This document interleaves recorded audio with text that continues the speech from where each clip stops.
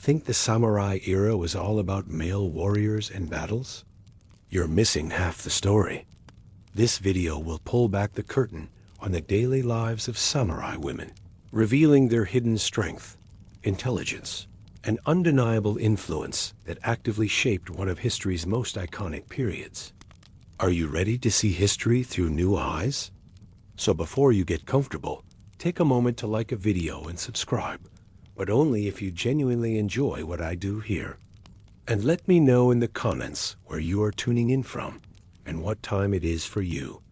It's always interesting to see who's joining us. Now dim the lights, close your eyes, and get comfortable. We're getting started. You open your eyes in a quiet museum laboratory in Tokyo, surrounded by the hum of modern scientific equipment. The year is 2010, and a team of archaeologists and forensic scientists gathers around a table covered with ancient bones, carefully arranged and labeled. These bones were discovered at a battlefield excavation site, warriors who died in combat over 400 years ago during one of Japan's most turbulent periods. The scientists have just received the results of DNA testing using the most advanced genetic analysis technology available. The results shock everyone in the room, causing excited conversations to break out among the research team. These bones, weathered by centuries in the earth, belong to warriors who fell in battle defending their clan's honor. But here is what astonished the historians and scientists alike. 35% of these warriors, more than 1 in 3, were women. This single discovery fundamentally changed everything that historians thought they knew about Japanese warfare and samurai culture. For centuries, people around the world believed that samurai were exclusively men. History textbooks showed illustrations of male warriors in elaborate armor. Popular movies told stories of fathers teaching sons the way of the sword. Museums displayed weapons used by famous male samurai, their names carefully recorded and celebrated. The role of women seemed absolutely clear. They stayed home, raised children, managed household affairs, and obeyed without question. But the bones told a completely different story, revealing a truth that had been literally buried for hundreds of years beneath the soil of Japan. The battlefield was called Senbon Matsubaru, where a fierce battle took place in 1580 during the Sengoku period. This period, whose name translates to Warring States, lasted from 1467 to 1603, stretching across more than a century of nearly constant warfare. Japan had no strong central government to maintain order. Different clans, led by powerful lords called daimyo, fought constantly for control of territories and political power. Battles erupted across the landscape, from small skirmishes to massive conflicts involving thousands of warriors. Every family needed to protect itself. And when we say every family, we truly mean every member, including the women. Out of 105 bodies excavated from Senbon Matsubaru, 35 were confirmed through genetic testing to be female. The position of their bodies when they fell, the weapons found near their remains, and the specific patterns of injuries visible on their bones all pointed to one conclusion. These women died fighting as active combat warriors, not as victims or bystanders.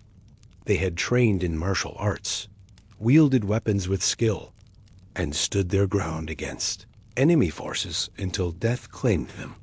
This raises an important question. If women fought in battles throughout Japanese history, why did later historical records essentially erase them from the story? The answer lies in what happened after the wars ended.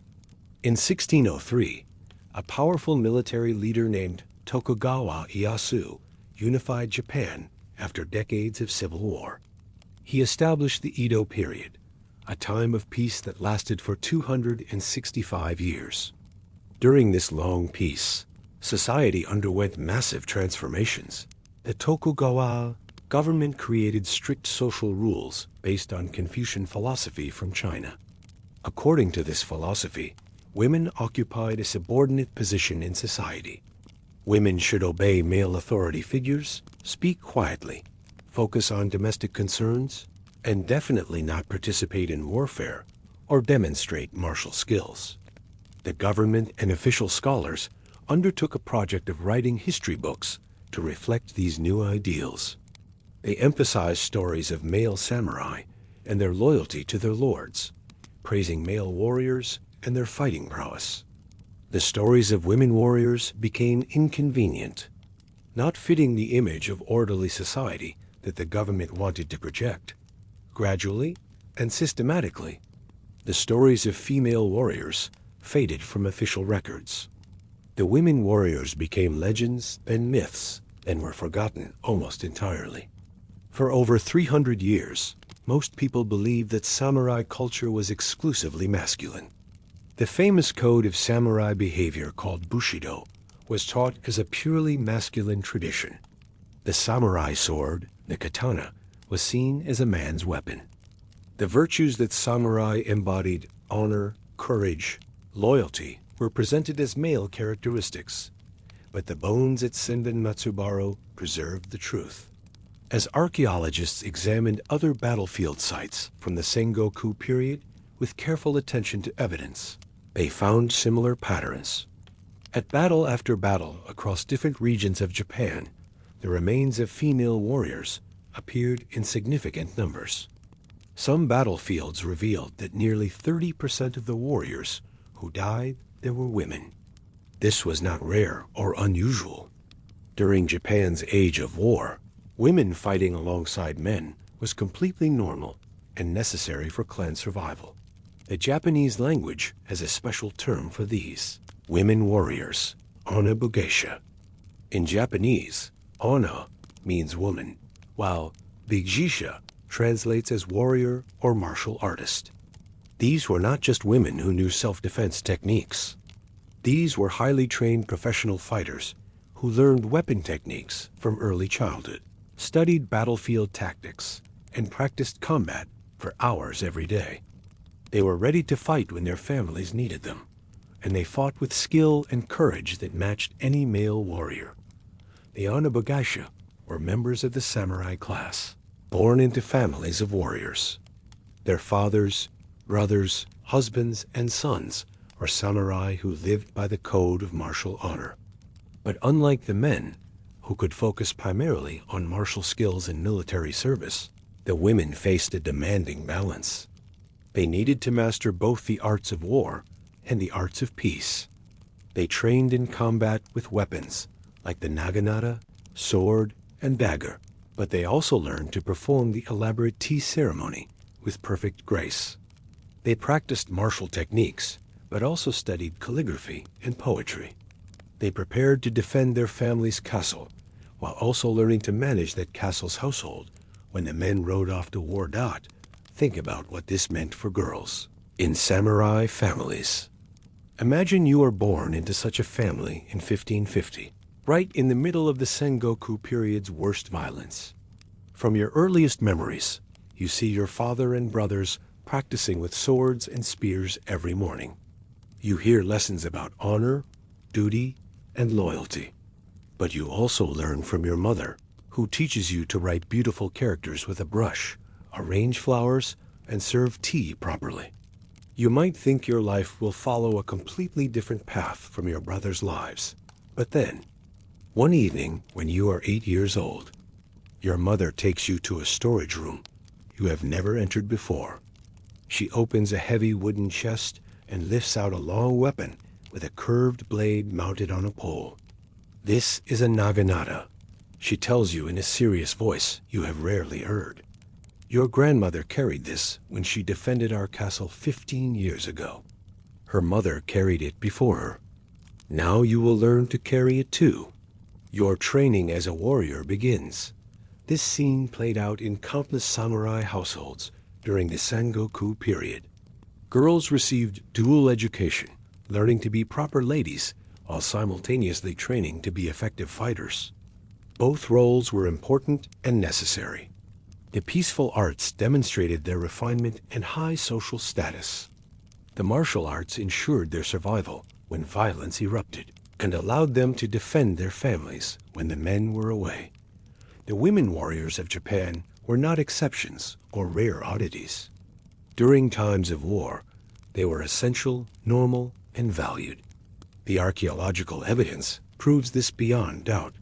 The DNA from battlefield sites shows the truth that written history tried to hide. Modern science and dedicated historians are finally restoring these women warriors to their rightful place in history. As you absorb this information tonight, consider how many other stories might be hidden in historical records. How many other women in other cultures also fought, led, and shaped their societies, only to be written out of official records by later generations who found their stories inconvenient. The story of the onna-bugeisha reminds us to question what we think we know. History is often written by those in power, and those in power sometimes prefer certain narratives over others. Thanks to modern archaeological science and dedicated historians, these women warriors are emerging from the shadows. Tonight, you will learn their stories in detail. You will discover how they lived, trained, fought, and influenced one of the most fascinating periods in Japanese history. You will meet legendary warriors whose names deserve to be remembered alongside the most famous male samurai. You will understand the challenges they faced and the courage they showed. The forgotten warriors are forgotten no more. Their legacy lives on in every person who refuses to accept limits based on gender. Their strength echoes across the centuries, reminding us that capability and courage have no gender. The bones speak clearly. The DNA evidence is undeniable. The women of samurai Japan were warriors, defenders, and heroes who deserve their place in history. Rest now and prepare to meet them. Prepare to walk in their footsteps through hidden history. The journey is just beginning. You step into a samurai household during the Sengoku period, observing a world where daughters received training that most modern people would find surprising. These girls grew up in a unique environment that demanded they master two completely different sets of skills, preparing them for lives that combined grace with deadly capability. Education for samurai daughters began early, usually around age 5 or 6, and followed a carefully designed dual path. While their brothers trained exclusively in martial arts and warfare, the girls faced more complex expectations. Their mothers taught them the refined cultural arts that defined high-class Japanese society: calligraphy, poetry composition, flower arrangement, and the intricate tea ceremony. These skills were not mere hobbies, but essential markers of social status and education. A samurai family's daughters needed to demonstrate culture and refinement because they would eventually marry into other samurai families, representing both houses through their accomplishments. But this peaceful education told only half the story. Behind closed doors, away from the eyes of casual visitors and lower-class servants, many samurai mothers also taught their daughters how to fight. This training was practical rather than ceremonial. During the Sengoku period's constant warfare, men frequently left home for months or years at a time, riding off to distant battles. Someone needed to defend the family estate if enemies attacked while the warriors were away. That responsibility often fell to the women who remained behind. The primary weapon for these female warriors was the naginata, a pole weapon with a curved blade mounted on a shaft that typically measured between 6 and 9 feet long. Historical records show that samurai families specifically associated this weapon with women, though the reasons were highly practical rather than symbolic. The naginata's length gave a major advantage to fighters who lacked the physical strength of male warriors. A skilled woman with a naginata could strike an enemy from a distance where his shorter sword couldn't reach her, turning potential weakness into tactical strength. Training with a naginata required years of daily practice. Young girls started with wooden practice weapons, learning basic stances and strikes through endless repetition. Their mothers or grandmothers served as teachers, passing down techniques that had been refined over generations. The training sessions typically happened early in the morning before the household fully awakened, or in the evening after other duties were completed. This scheduling kept the martial training somewhat private, not because it was shameful, but because it didn't fit the public image of refined femininity that samurai women needed to project in social situations. The physical demands of this training were intense. Historical accounts mention that dedicated students would practice a single strike 1,000 times in a session, building muscle memory until the movements became automatic. The repetitive training built strength in the arms, shoulders, and core, though always balanced against the need to maintain the graceful movements expected in tea ceremonies and other cultural activities. Samurai daughters learned to move between these two worlds seamlessly, their bodies capable of both gentle precision and explosive power, depending on what circumstances required beyond physical technique. The training included mental and spiritual preparation. Teachers emphasized breath control, teaching students to regulate their breathing during stressful situations. This practice served double duty, applying equally to the focused calm required during a tea ceremony and the steady nerves needed when facing an armed enemy. Meditation became part of daily routines, helping young women develop the mental discipline to stay focused under pressure. The philosophy underlying this training held that controlling the mind allowed one to control the body, making even a physically weaker fighter more effective through superior composure and timing. Real-world examples demonstrate that this training had practical applications beyond theory. Historical records document numerous instances where samurai women defended their homes during attacks. These weren't traumatic last stands, but calculated defensive actions by trained fighters who knew exactly what they were doing. They understood their estate's layouts, knew how to use narrow doorways and passages to limit attackers' advantages, and could coordinate with guards and servants to create effective defensive positions. The dual nature of this education created a unique psychological dynamic for samurai daughters. They learned from early childhood that they were expected to be two things simultaneously: refined ladies of culture and capable warriors. This wasn't seen as contradictory within samurai culture, but rather as evidence of complete education. The peaceful arts demonstrated their worth as brides and their ability to manage sophisticated households. The martial arts proved they could fulfill their duty to protect family honor and property when circumstances demanded it. As girls grew older, their training became more sophisticated. By their teenage years, those who showed aptitude might learn advanced techniques for fighting multiple opponents, defending specific types of architecture, or even leading groups of servants and guards in coordinated defense. Some learned to use other weapons beyond the naginata, including short swords and daggers that could be concealed more easily. The most dedicated students studied strategy and tactics, learning how to think like commanders rather than just individual fighters. The balance between these two educational paths shifted depending on family circumstances and the temperament of individual girls. Some families emphasized cultural refinement more heavily, giving their daughters only basic self-defense training. Others, particularly those in more dangerous territories or with strong martial traditions among the women of the family, pushed the combat training harder. But almost all samurai daughters received at least some instruction in both areas, preparing them for lives where they might need either skill set at any moment. This educational system produced women who understood that their worth came not from fitting into a single narrow role, but from their ability to handle whatever their lives required. They could compose poetry for a formal gathering in the afternoon and train with weapons that same evening without seeing any contradiction. They understood that strength took many forms, and that true capability meant being ready for anything.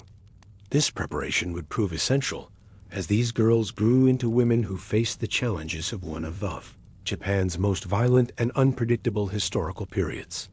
The training never truly ended. Even after marriage, Many samurai women continued practicing with their weapons and maintaining their skills. They taught their own daughters, passing down techniques and traditions from one generation to the next.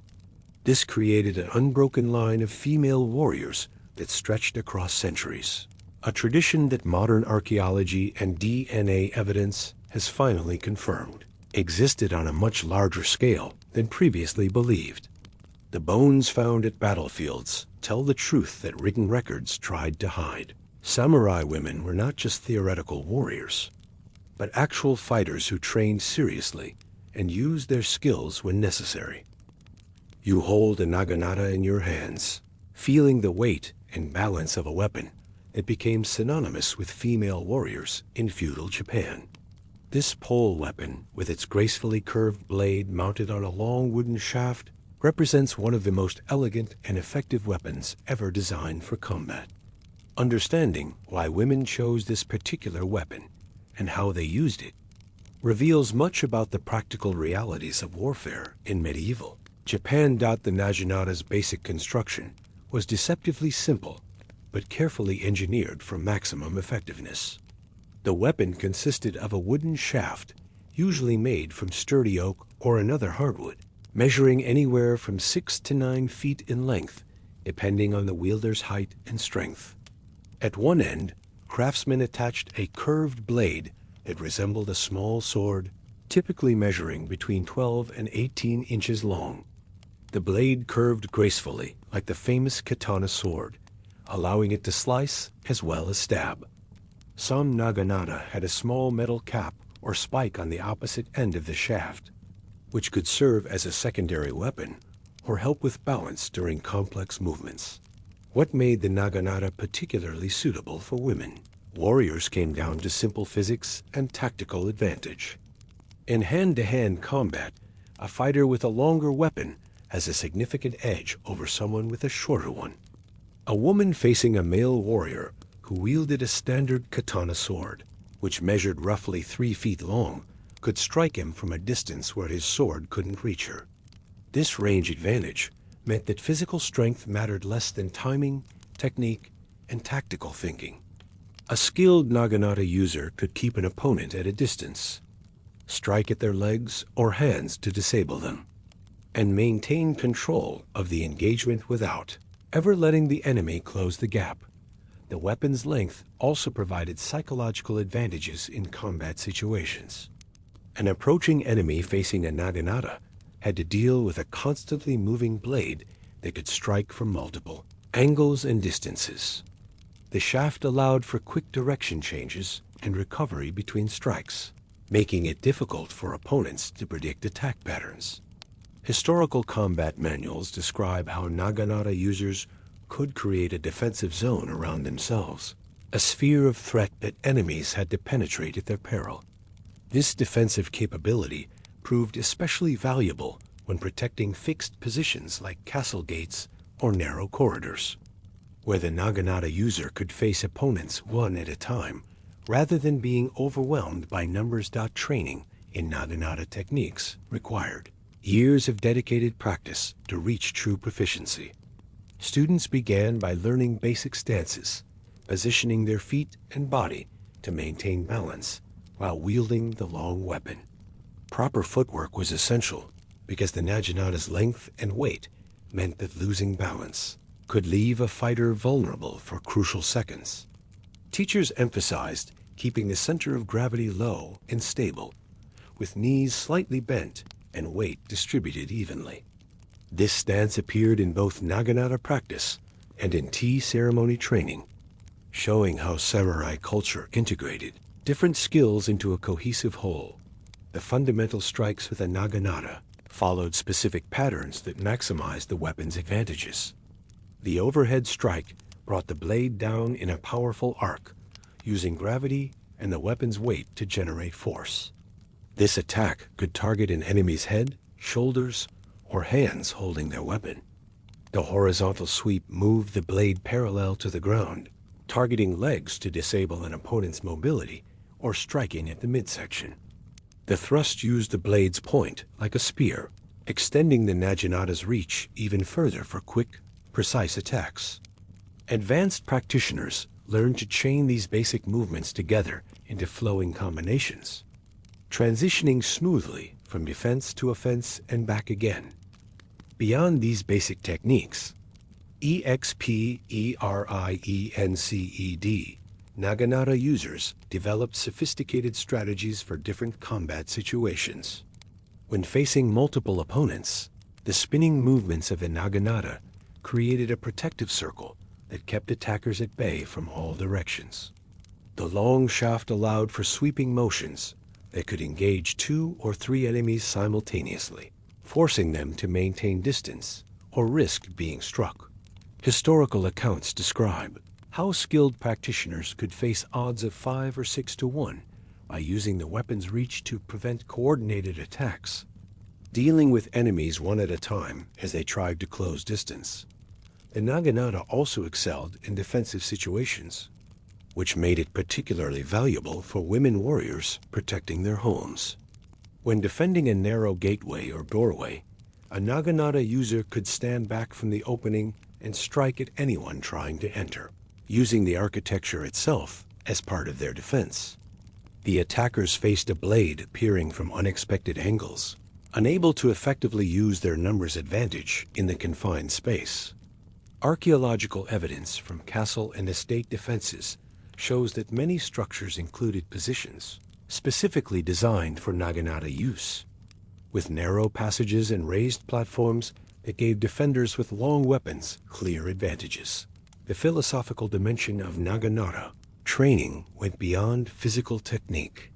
Teachers emphasized that the weapon served as an extension of the user's will and intention. Students learned to move with the naginata rather than simply wielding it, letting the weapon's natural momentum guide their movements. This principle, similar to concepts in other Japanese martial arts, held that forcing movements or fighting against the weapon's nature led to wasted energy and poor technique. Instead, practitioners developed a flowing style that looked almost like a dance, each movement setting up the next in an endless chain. Master practitioners could read an opponent's intentions through subtle body language and positioning, responding to attacks before they fully developed. This required the mental discipline that samurai training emphasized across all martial arts, the ability to remain calm, focused, and observant even in life-threatening situations. A naginata user who panicked or lost focus would make mistakes, creating openings that skilled enemies could exploit. The weapon demanded both physical skill and mental control, making it an ideal tool for teaching the samurai virtues of discipline and self-mastery. During the Sengoku period, when constant warfare made martial skills essential for survival, many samurai families maintained collections of naginata, specifically for their female members. These weapons became family heirlooms, passed down from mother to daughter across generations. Each naginata might carry marks or decorations indicating its history and the women who had wielded it. Some families kept detailed records of their female warriors' achievements, though many of these records disappeared during the Edo period when the government preferred to emphasize different aspects of history. Weapons association with women became so strong that it eventually acquired symbolic significance beyond its practical use. During the peaceful Edo period, when actual combat became rare, the naginata transformed into a symbol of ideal womanhood within the samurai class. Families gave naginata as part of daughters' dowries when they married, representing the bride's readiness to defend her new home. Schools teaching naginata techniques continued operating, though they increasingly emphasized the weapon's role in building character and discipline rather than actual combat effectiveness. The martial art survived this transformation, maintaining its techniques even as its purpose shifted from war preparation to cultural education. Modern naginata still exists as a practiced martial art in Japan and internationally. Practitioners, still predominantly women, train with the same basic weapons and techniques that samurai women used centuries ago. Competitions and demonstrations showcase the weapon's elegant movements and complex techniques. The art maintains its philosophical elements, emphasizing mental discipline and character development alongside physical skill. Researchers studying these modern practitioners have gained insights into how historical female warriors might have moved and fought, helping to reconstruct combat techniques from written descriptions and drawings that survived from earlier eras. Naginata's effectiveness in actual combat is confirmed by historical records that survived the Edo period's attempts to rewrite history. Battle accounts occasionally mention women warriors using naginata with devastating effectiveness. Archaeological finds sometimes include naginata blades buried with female remains, suggesting that some women warriors were honored in death with their weapons. The DNA evidence from battlefields showing significant numbers of female warriors gains additional context when you understand that these women weren't using the same weapons as male samurai. They had developed their own martial tradition around a weapon perfectly suited to their needs and capabilities. Understanding the naginata helps explain how women could fight effectively in medieval Japanese warfare despite generally having less physical strength than male warriors. The weapon turned potential weakness into strategic advantage through superior reach and technique. It allowed women to defend their homes and families without requiring them to match male warriors in close quarters sword fighting, where strength and size provided major advantages. The naginata was not a concession to weakness, but a sophisticated solution to the practical challenges women warriors faced. Designed and refined over centuries of use by practitioners who understood combat realities intimately. As you set down this historical weapon and step back from it, you understand that the naginata represents more than just a piece of military equipment. It embodies a martial tradition that recognized different fighters had different strengths and needed different tools. It demonstrates that effective warfare comes from understanding advantages and disadvantages, then developing strategies and equipment that maximize strengths while minimizing weaknesses. The women who mastered this weapon weren't trying to fight like men. They were fighting like women, using tools and techniques specifically designed for their needs and capabilities. That practical wisdom, passed down through generations, enabled them to become formidable warriors who earned their place in history. You stand at the edge of history, looking back across the centuries at individual women whose names and deeds survived despite efforts to erase them from official records. These legendary female warriors weren't myths or exaggerations, but real historical figures whose achievements were documented by multiple sources, sometimes even by their enemies. Their stories reveal what female warriors could accomplish when circumstances demanded they step forward and fight. The most famous of all Japanese female warriors is Tomoe Gozen, who fought during the Genpei War in the late 12th century.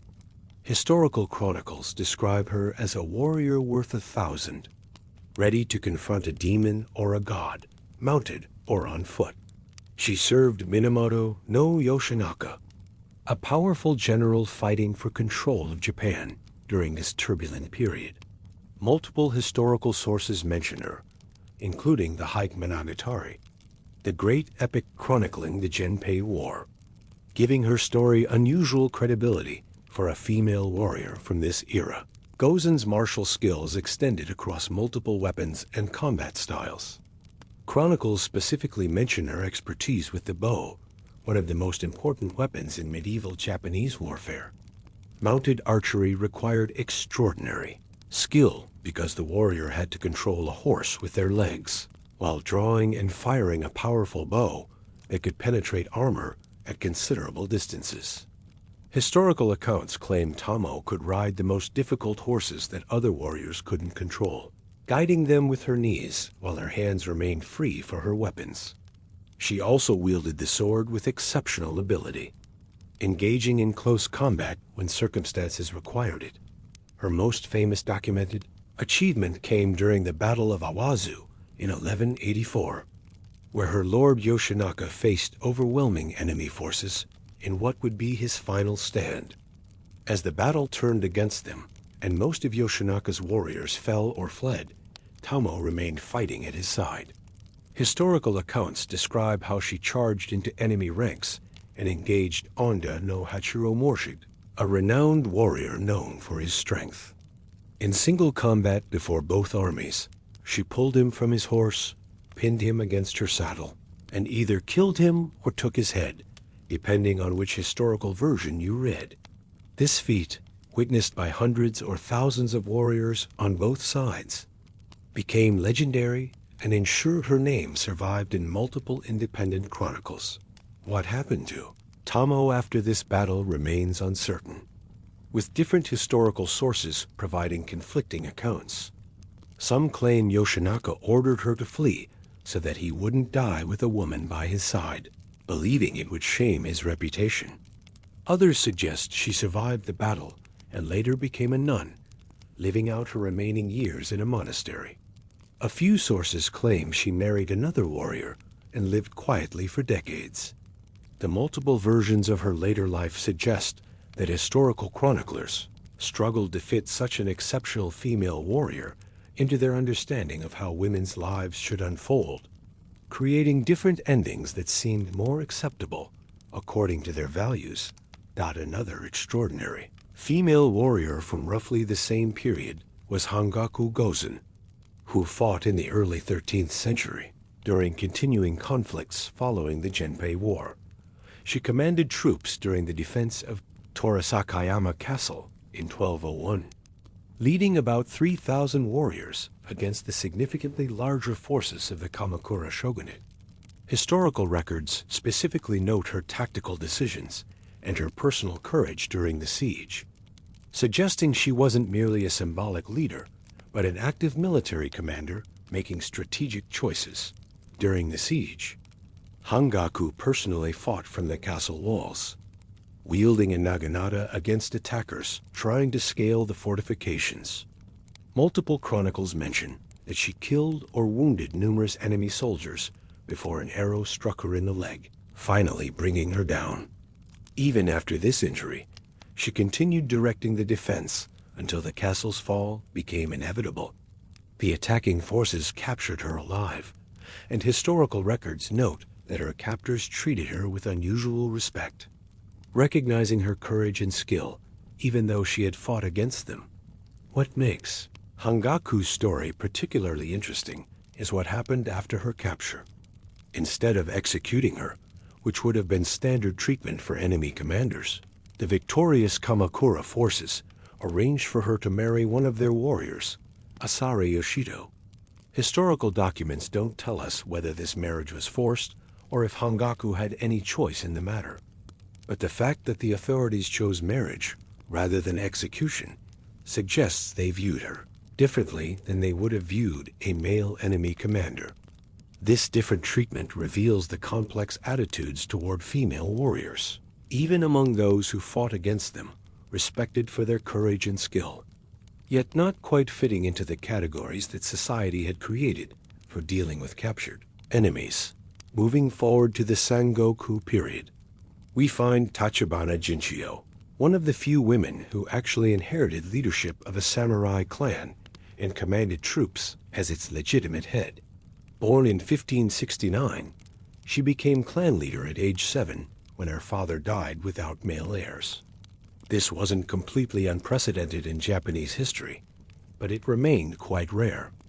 Young Jinchio received intensive training in both martial arts and military strategy, preparation that would prove essential as she grew into her role. Historical records document that Jinchio personally led her clan's forces in battle on multiple occasions. In 1586, she commanded troops during conflicts on Kyushu Island, the southernmost of Japan's main islands, an area that saw particularly intense fighting during this period. Chronicles mention her tactical decisions during these campaigns, suggesting she wasn't merely a figurehead with advisors making real decisions, but an active military commander. In 1600, she participated in defending Yanagawa Castle during a siege, again taking an active role in military operations rather than remaining safely away from danger. Distinguishes Jinshio from many other female warriors is that she held formal authority as clan head, rather than fighting in exceptional circumstances, or serving as a warrior within someone else's command structure. This gave her experiences that were unique, even among the already unusual category of female warriors. She had to manage not just combat, but also the political, economic, and diplomatic challenges of leading a clan during Japan's most violent period. Historical documents show she negotiated with other clan leaders, made strategic alliances, and managed her territory's resources to support military operations. Jinshio eventually married Tachibana Munshige, a skilled general in what appears to have been a strategic alliance between powerful families. After marriage, formal leadership of the clan passed to her husband according to the customs of the time, though some sources suggest she continued to exercise significant influence behind the scenes. She lived until 1602, dying at age 33 from illness. Her relatively short life packed in more military experience and leadership responsibility than most people of any gender in any era would face. These three women, Tomoe, Hangaku, and Jinshio, represent different types of female warriors from different periods of Japanese history. Tomoe fought as a loyal warrior serving under a male lord. Her status derived from her personal martial abilities rather than hereditary position. Hangaku commanded as a military leader during a specific crisis, taking charge when circumstances demanded it. Jinshio inherited formal authority and had to fulfill leadership roles that typically belonged exclusively to men. Their different situations show that female warriors in Japan weren't a single type or category, but rather individuals who found different paths to martial achievement within a society that generally expected women to remain in domestic roles. Historical sources documenting these women come with important limitations that modern researchers must consider carefully. The chronicles that mention these female warriors were written primarily by male scholars, working within traditions that didn't expect women to be warriors. This means the writers sometimes struggled to fit these women into their understanding of how the world should work. Some accounts emphasize the women's beauty alongside their martial prowess, as if physical appearance somehow needed to be mentioned when discussing warriors. Other sources describe these women as exceptional freaks of nature rather than examples of a broader phenomenon, making them seem more unusual than they actually were. Despite these limitations in how the sources present information, the basic facts remain credible because multiple independent sources mention the same individuals and events. Despite these limitations in how the sources present information, the basic facts remain credible because multiple independent sources mention the same individuals and events. When enemy chronicles mention a female warrior who fought against them, that provides particularly strong evidence because people rarely invented positive stories about their opponents. The fact that these women's names survived at all, when so many other female warriors disappeared from written history, suggests they achieved something that even male chroniclers, who preferred to forget about women warriors, couldn't completely ignore or erase. Modern historians studying these legendary female warriors have gained new appreciation for their achievements. By comparing historical accounts with archaeological evidence and modern understanding of combat, the military tactics these women supposedly used align well with what we know about medieval Japanese warfare. The weapons they wielded, particularly the naginata, match archaeological finds from the periods when they lived. Their achievements, while impressive, fall within the range of what skilled warriors could realistically accomplish rather than involving impossible superhuman feats.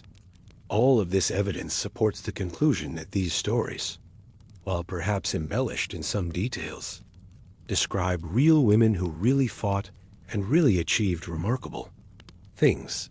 These legendary warriors provided inspiration and examples for countless other samurai women whose names were recorded in history. When a mother taught her daughter naginata techniques, she might invoke Tomoe Gozen's name as an example of what dedication and skill could achieve. When female warriors defended their homes during attacks, they could draw courage from knowing that other women before them had faced similar challenges and prevailed. The legendary figures became part of the cultural inheritance that samurai women passed down through generations, maintaining the tradition of female warriors, even when official history tried to erase it. The stories of these exceptional women also reveal an important truth about gender roles in historical societies. Rules and expectations about what women could or couldn't do were never as absolute as they might appear from reading official documents and philosophical texts. Reality always proved more complex and flexible than theory. When circumstances demanded capable fighters, and a woman possessed the necessary skills, practical necessity often overrode theoretical restrictions about gender roles. These legendary female warriors existed in the gaps between what society said women should be and what women could actually achieve when given opportunity and training. As you step back from these individual stories and consider them together, you see women who shared certain qualities beyond their martial skills. They showed determination to excel at difficult tasks that their society didn't expect women to master. They demonstrated courage when facing dangers that would make most people flee. They earned respect from both allies and enemies through their actions rather than their status or position. Whether they fought for a few battles or commanded for years, they proved that capability and courage transcend the artificial categories that societies create. Their legacy extends beyond their individual achievements to challenge assumptions about what women can accomplish when circumstances demand and opportunity allows. You stand before the gates of a Japanese castle during the Sengoku period, observing a scene that historical records document repeatedly, but that later generations tried to forget. While male warriors ride off to distant battles, the women remaining behind prepare to defend their homes against enemies who see an opportunity in the absence of the main fighting force. This wasn't rare or exceptional. It was a regular feature of warfare during Japan's age of conflict. The strategic situation that created the need for female defenders arose from the basic military realities for the Sengoku period. Warfare during this era involved constant campaigns that took warriors away from their home territories for months or even years at a time.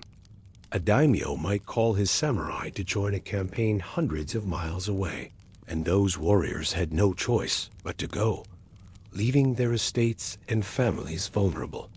Enemy clans understood this vulnerability perfectly, and often timed their attacks to coincide with periods when they knew the defending force would be depleted. This created a dangerous gap that samurai families had to fill somehow. The responsibility for home defense fell naturally to those who remained, the women of samurai families, along with whatever guards, servants, and local warriors weren't required for the distant campaign. Historical documents show that many samurai estates maintained a core defensive force specifically for this purpose, but these guards alone wouldn't suffice against a determined attack. The female members of the samurai family, trained in weapons use since childhood, formed a crucial part of the defensive capability. When enemies appeared at the gates, these women didn't wait passively for rescue that might never come. They fought. Castle and estate architecture during this period reflected the expectation that women might need to defend these structures. Narrow corridors and passages, where attackers couldn't mass their numbers, played to the advantages of defenders using naginata, giving women with those weapons ideal fighting positions. Raised platforms along walls allowed defenders to strike down at attackers trying to climb up or break through gates. Murder holes in ceilings above entryways let defenders attack enemies below without exposing themselves to counterattack. These architectural features weren't designed specifically for female defenders, but they created situations where skill and positioning mattered more than raw strength, allowing women to fight effectively against male attackers. One well-documented example of female-led castle defense comes from Lady Myrin, who defended her family's castle against repeated attacks by the powerful Shimazu clan. Historical records indicate the Shimazu forces attacked her castle at least 16 times over an extended period, always finding her prepared and unwilling to surrender. The chronicles don't provide extensive details about specific battles, but the mere fact that she successfully defended against that many attacks demonstrates both her capability and the effectiveness of her defensive strategies. The Shimazu clan eventually tried to bribe her with offers of gold and silver to surrender without further fighting, but she refused these offers, choosing continued resistance over what she viewed as dishonorable capitulation.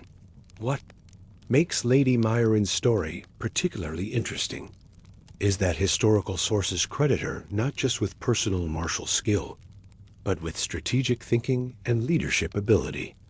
She didn't simply fight well herself, she organized and commanded the entire defensive effort, making tactical decisions about when to sally forth against besiegers and when to remain behind walls, how to allocate limited resources, and how to maintain morale during extended sieges.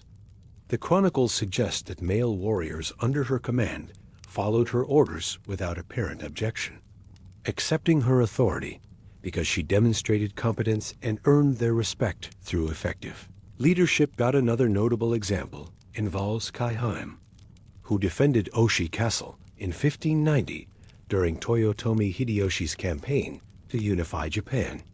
The attacking force numbered approximately 20,000 troops, an enormous army by the standards of the time, while the castle's garrison was vastly outnumbered. When the attackers flooded the plains around the castle to isolate it and force surrender, Kaiheim helped organize the defense that held out for months, refusing to yield despite the overwhelming odds. Historical accounts specifically mention her role in maintaining the defenders' morale and fighting spirit during this desperate situation. The castle eventually surrendered only after the larger strategic situation changed and continued resistance became pointless. But the extended defense impressed even the attackers. The defense of Oshi Castle demonstrates important aspects of how female warriors contributed to castle defenses beyond just fighting. Maintaining morale during a long siege required more than martial skill. It demanded psychological insight, leadership presence, and the ability to inspire others when circumstances looked hopeless.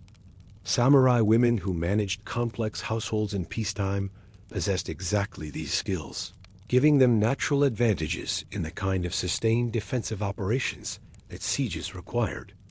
They knew how to manage resources efficiently, keep complex organizations functioning smoothly, and maintain order when circumstances created stress and uncertainty. Thehi Bancho, mentioned earlier as a clan leader, also participated in a major castle defense when she helped defend Yanagawa Castle in 1600. This occurred during the critical period leading up to the Battle of Sekigahara, which would determine Japan's political future for the next 250 years. Historical records indicate she took an active role in the defense, though the specific details of her contributions aren't fully documented. The fact that chroniclers mentioned her participation at all, during a period when they increasingly preferred to emphasize male warriors exclusively, suggests her role was significant enough that it couldn't be completely ignored. That the tactical approaches that female defenders used drew on their training and their understanding of their weapons' strengths. Women warriors typically position themselves at key defensive points like gates and narrow passages, where their naginata could be most effective. From these positions, they could strike at attackers trying to force entry, while the confined spaces prevented enemies from surrounding them or using numerical superiority effectively. This defensive doctrine meant that even a small number of skilled female warriors could hold crucial positions against much larger attacking forces. At least temporarily, historical accounts also document women warriors using other weapons beyond the naginata in defensive situations. Some used bows, firing arrows from walls or buildings at approaching enemies. The bow required less physical strength than people might assume, because proper technique and weapon design allowed relatively light draw weights to send arrows effectively. Samurai women trained in archery could harass attackers, target enemy commanders, and contribute to defensive fire that made approaches to walls dangerous. Other defensive weapons included short swords and daggers for close combat if enemies breached outer defenses. And some accounts mention women throwing objects or boiling liquids from walls onto attackers below. The psychological impact of female defenders on attacking forces is difficult to measure from historical records, but some accounts suggest it created confusion and uncertainty among enemies who didn't expect to face women in combat. Warriors who assumed they'd face only limited resistance might become more cautious when they encountered determined and skilled female defenders, slowing their attacks and giving defenders more time to organize and respond. This psychological advantage, while impossible to quantify precisely, likely played a role in some successful defenses. The coordination between female defenders and other defensive forces required careful planning and mutual respect. Male guards and warriors who remained at the estate had to accept orders from female commanders and work alongside female warriors as equals in combat situations. Historical evidence suggests this integration generally worked smoothly, probably because the circumstances were so obviously desperate that everyone understood. Survival depended on effective cooperation, regardless of peacetime social hierarchies. When enemies attack your walls, debates about gender roles become less important than having skilled fighters in the right positions. After successful defenses, the female warriors who participated generally returned their normal household roles without expecting special recognition or permanent changes in status. Historical records rarely emphasize their contributions, sometimes not mentioning them at all, even when other sources confirm their participation. This pattern of fighting when necessary, but not receiving lasting acknowledgement for their contributions became typical for female warriors throughout the Sengoku period. They fulfilled their duty to defend their families and homes, then resumed their regular lives as if nothing extraordinary had occurred. The gradual transition from the warfare of the warfare Sengoku period to the peace of the Edo period significantly changed these defensive responsibilities. As Tokugawa control unified Japan and enforced peace, the need for women to defend castles largely disappeared. The skills remained in families, passed down as traditions, and maintained through practice, but they increasingly became ceremonial rather than practical.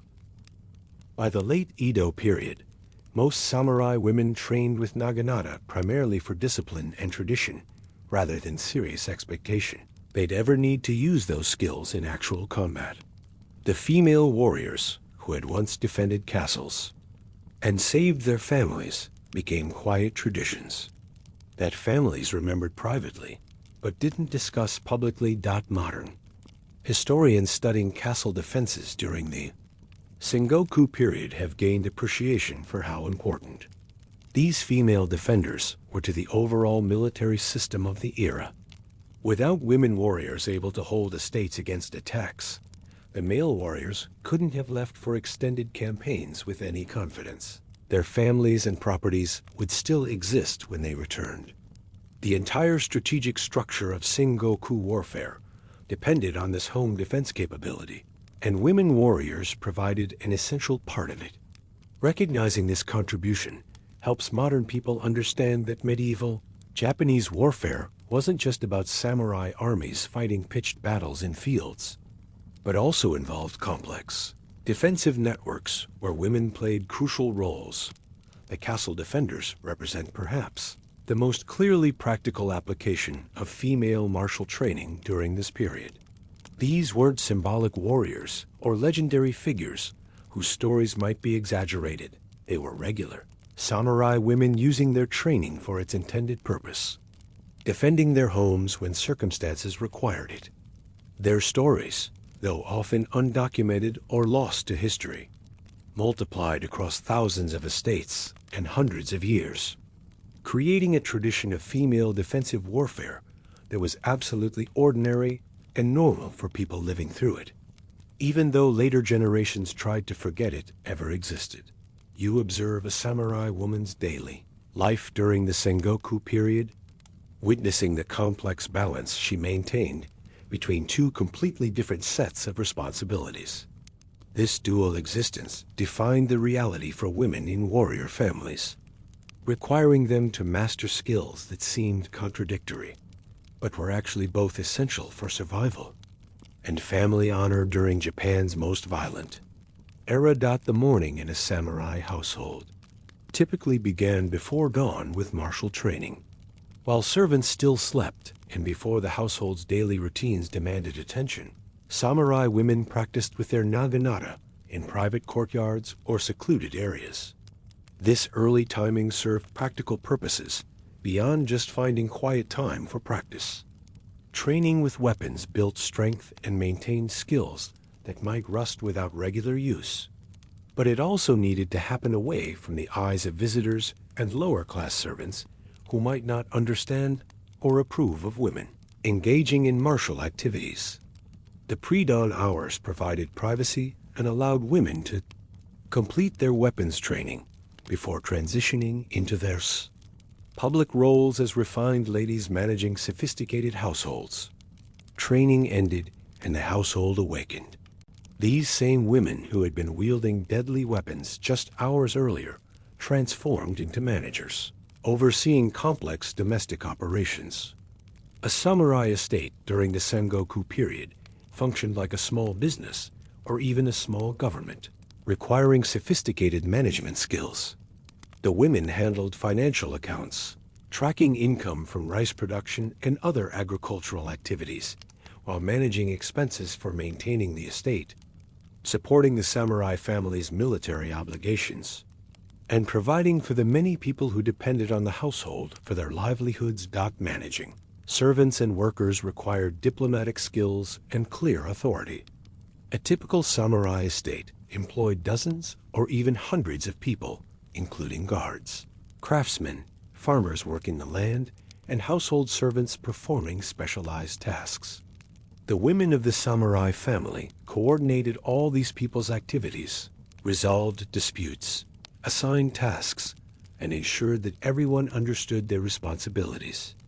This management experience would prove valuable if these women ever needed to organize defensive operations during attacks, because they already knew how to direct large groups of people toward common goals under pressure. The cultural and social responsibilities of samurai women extended far beyond household management. They served as their families' representatives in important social situations, requiring mastery of refined arts that demonstrated education and good breeding. The tea ceremony, which might seem like simple hospitality to modern people, actually involved extraordinarily complex protocols and symbolism. A perfectly executed tea ceremony demonstrated that the woman performing it possessed education, cultural sophistication, self-discipline, and attention to detail. These ceremonies helped build and maintain political alliances between samurai families, making them genuinely important rather than merely decorative activities. Calligraphy served similar purposes beyond just writing letters.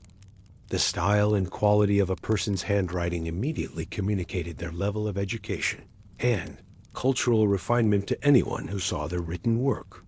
Samurai women needed beautiful calligraphy, not just for personal correspondence, but also for formal documents, poetry, and other writings that represented their families to the outside world. They practiced this art form regularly, maintaining skills that required years to develop and constant practice to keep sharp. The education of children represented another crucial responsibility that fell primarily to the women of samurai families. They taught young children their first lessons in reading, writing, and basic cultural skills before boys transitioned to more specialized training with their fathers or other male teachers. But the mother's influence extended beyond these early lessons. They transmitted values, attitudes, and expectations that shaped how their children understood their place in society and their family's traditions. For daughters, mothers served as the primary teachers for both cultural refinement and martial skills, passing down techniques and knowledge across generations. This dual education for daughters created particularly complex challenges for mothers who needed to teach seemingly contradictory skills. They had to instill both gentle refinement suitable for high society and warrior skills needed for survival. The successful samurai mother taught her daughter to move gracefully during tea ceremonies and strike effectively with a naginata, to compose beautiful poetry and face combat without panic, to manage a household efficiently and defend it when threatened. Balancing these different teachings required wisdom and careful judgment about when to emphasize which. Skills. The social expectations placed on samurai women created constant tension between their public image and their private capabilities. In formal social situations, they needed to project an image of refined femininity that matched cultural ideals about how high-class women should behave. They moved with careful grace, spoke softly and deferentially, demonstrated perfect manners, and showed all the cultural accomplishments expected of educated ladies. But beneath this polished exterior lay the strength, skill, and readiness for violence that their martial training had built.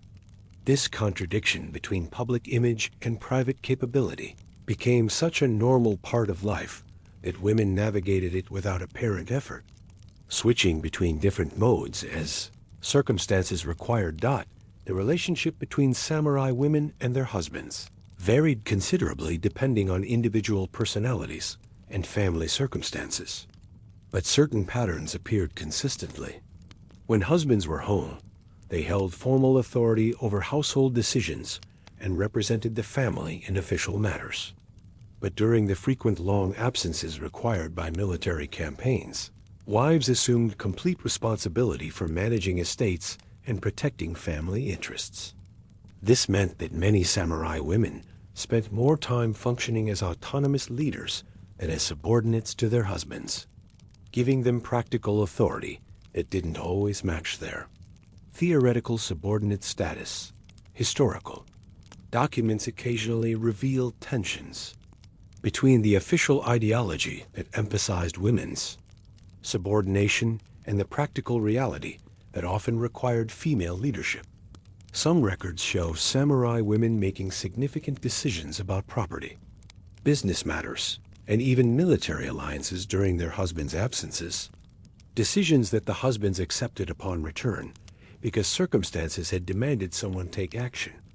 Other documents show women successfully arguing for particular strategies or decisions, using their knowledge and judgment to influence outcomes even in areas theoretically reserved for male authority. Management of family honor fell particularly heavily on samurai women, because honor wasn't just about martial achievements, but also about maintaining social position and reputation. Women had to ensure their households functioned properly, that their children behaved appropriately, that their families' social obligations were met, and that nothing occurred that might bring shame or disgrace.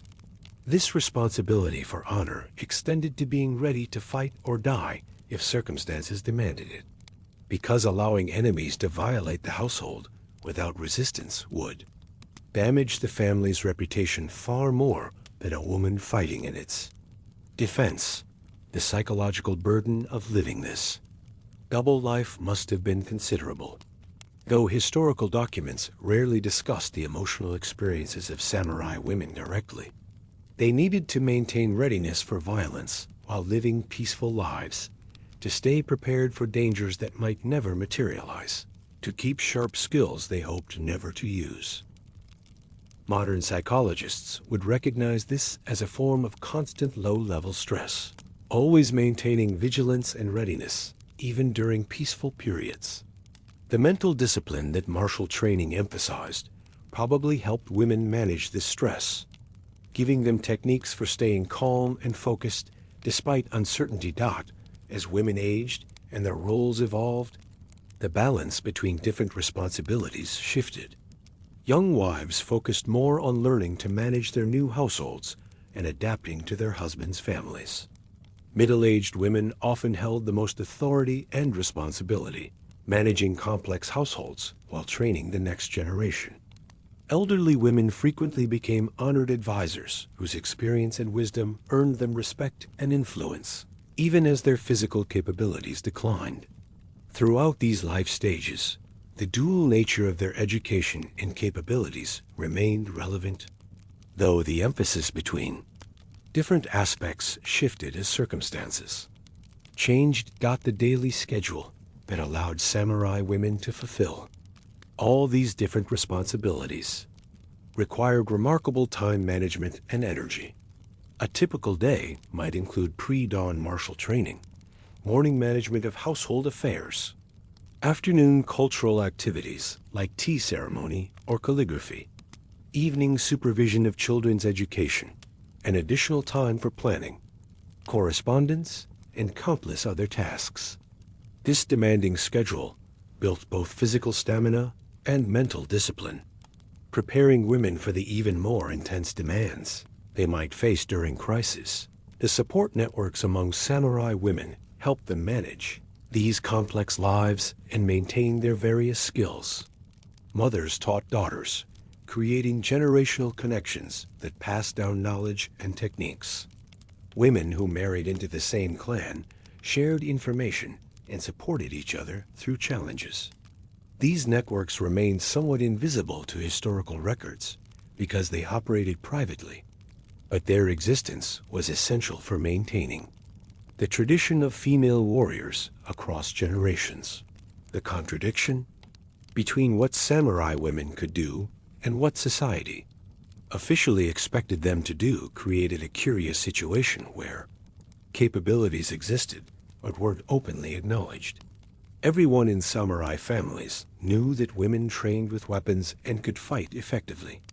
But in formal contexts and official records, this reality often went unmentioned, as if acknowledging it would somehow violate social norms about femininity.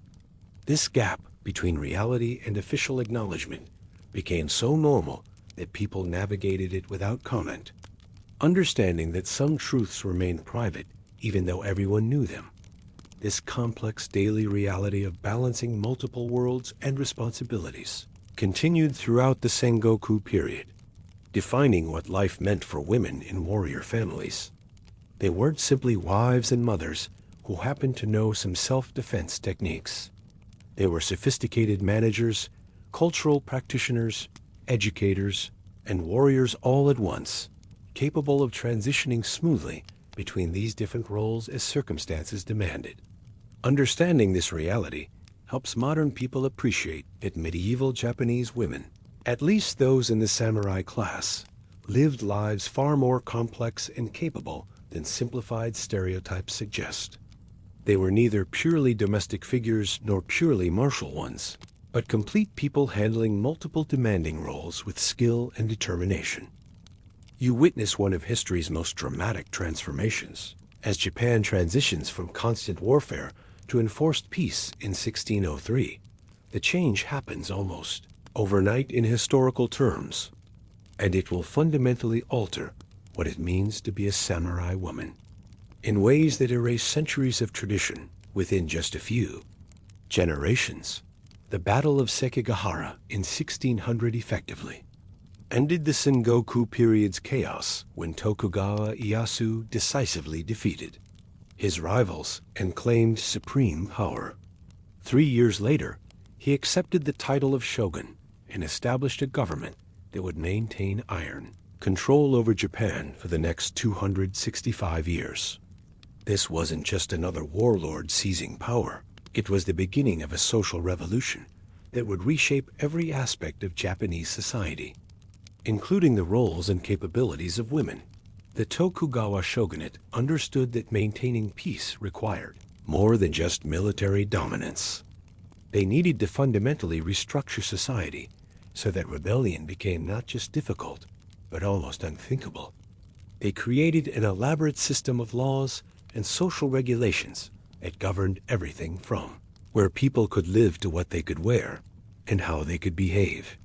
Every person in Japan was assigned to a specific social class with clearly defined rules about their proper place and behavior. And within each class, men and women faced different expectations that became increasingly rigid as the Edo period continued. The transformation for samurai men was traumatic enough. Warriors who had spent their lives fighting suddenly found themselves with nothing to fight. The shogunate prohibited private warfare between clans and severely restricted even the carrying of weapons in many circumstances. Former warriors became bureaucrats and administrators, managing the peaceful governance of territories they would once have fought to control. Many struggled with this transition, finding themselves skilled at warfare, but lacking the education and temperament for administrative work. Some turned to scholarship, studying military classics, even though they'd never used that knowledge in actual combat. But the transformation for samurai women proved even more dramatic and ultimately more damaging to their historical legacy. During the Sengoku period, women's martial skills had genuine practical value. When enemies might attack at any moment, knowing how to fight wasn't optional. It was survival. But once the Tokugawa established lasting peace, that practical justification disappeared. If no enemies would attack, why did women need to know how to fight? This question, which would have seemed absurd to women who had defended their homes just decades earlier, became increasingly difficult to answer convincingly. The Tokugawa government actively promoted Confucian philosophy as the ideological foundation for their new social order. Confucianism, as interpreted by the shogunate scholars, emphasized hierarchy, obedience, and fixed social roles. It taught that everyone had a proper place in society, and that harmony came from everyone accepting and fulfilling their designated role without complaint. For women, this philosophy defined their proper place as subordinate to men in all circumstances, first to fathers, then to husbands, and finally to adult sons. The ideal Confucian woman was obedient, quiet, focused entirely on domestic matters, and certainly not trained in warfare. This official ideology created increasing tension with the reality that many samurai families still maintained traditions of female martial training. Families that had passed naginata techniques from mother to daughter for generations didn't immediately abandon those traditions just because the government preferred to ignore them. But the social pressure to conform grew stronger with each passing decade of the Edo period. Training daughters in combat seemed increasingly old-fashioned and inappropriate when official. Ideology insisted that women should focus on gentle domestic arts. And naginata itself underwent a symbolic transformation during this period that perfectly captured the broader changes affecting samurai women. During the Sengoku period, the naginata had been a practical weapon maintained in perfect fighting condition and used when circumstances demanded. But during the Edo period, it gradually transformed into something more ceremonial and functional. Families began giving naginata to daughters as part of their wedding dowries, but these were often decorative weapons with ornamental fittings rather than battle-ready tools.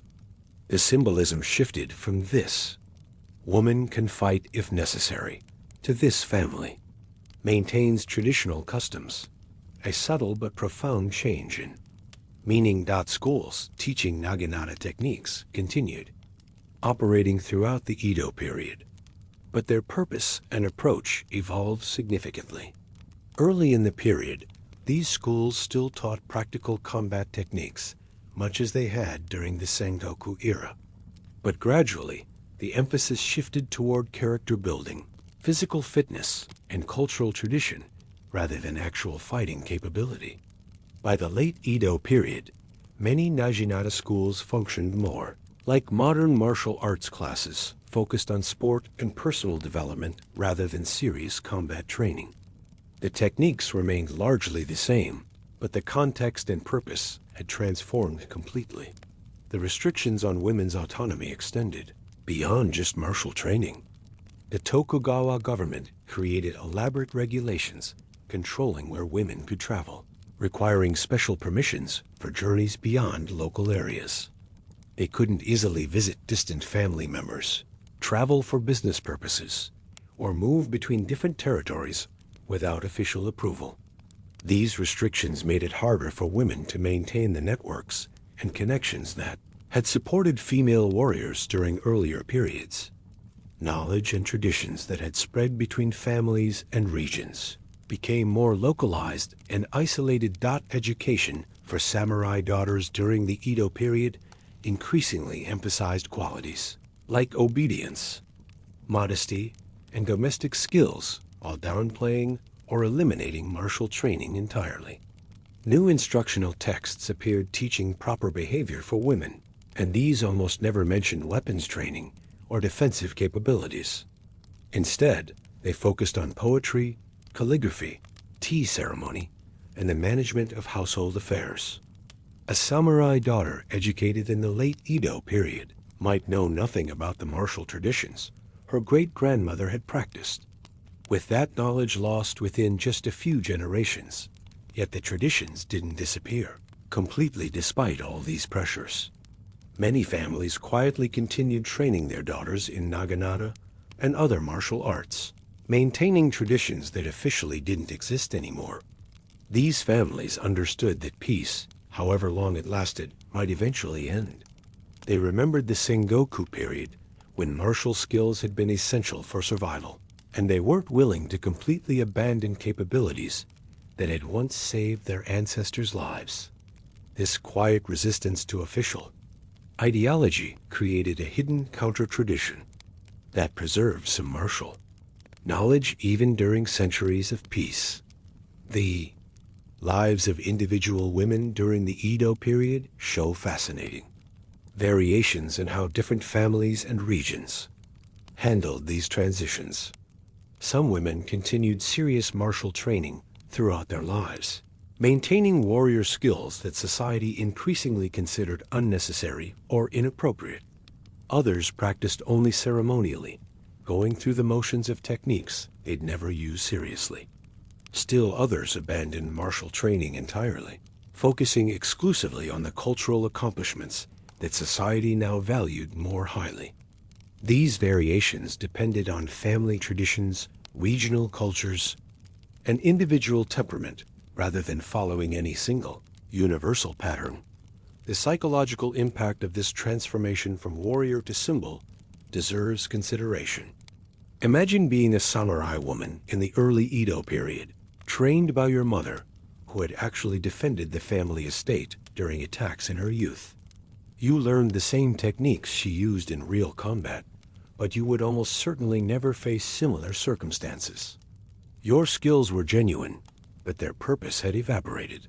This disconnect between capability and opportunity must have created frustration for some women. Though historical records rarely capture such personal emotional experiences, the Edo period's peace brought genuine benefits that shouldn't be ignored. Women no longer faced the constant threat of violence that had characterized the Sengoku era. They didn't have to worry about enemies attacking while their husbands were away. Their children grew up without the trauma of war. The peace was real and valuable, but it came at the cost of capabilities and traditions that had defined samurai women for centuries. Whether this trade-off was worth it probably depends on individual perspective. Safety and stability versus capability and autonomy. As the Edo period continued for decades and then centuries, the memory of women warriors faded from public consciousness. By the period's end, most people genuinely believed that samurai had always been exclusively male, and that women had never fought. This wasn't a conspiracy to hide the truth, but rather a natural result of generations. Growing up in a society where women didn't fight, an official ideology insisted they never had.